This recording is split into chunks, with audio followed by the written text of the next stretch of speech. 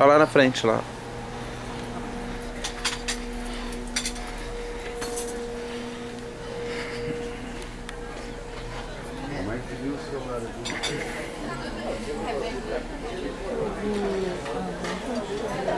Olha que nós já jantamos. Vamos desembarcar em Buenos Aires. Ya se las va oliendo. Sí, estos pelados en cualquier momento. Ah, não, ela deve ter resolveu o barco fora. Olha a subida aí, ó. Cadê a Natália?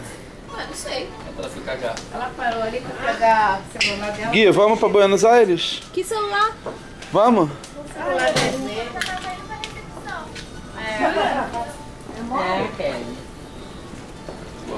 Bora. Vem, Guilherme. Ah, isso aí vai acabar terminando isso no bolso. Vem, Guilherme. Aqui, tirante.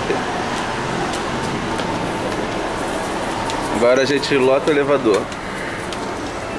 Toma na cara. Acho que a Conceição vai. Ó, lá embaixo.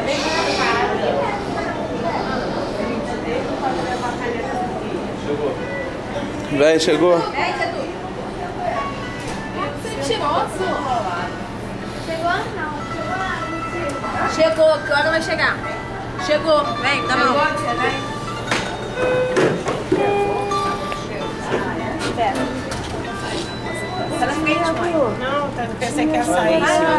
Ela desce, vai pra gente casa, é muita gente. A gente vai descer na recepção. 5, né? Meu Deus. 5 andar. Mas acho que não vai precisar não. Ela falou só o cartão. Só o carro. Tem que descer no 5. Por quê? É onde desce, né?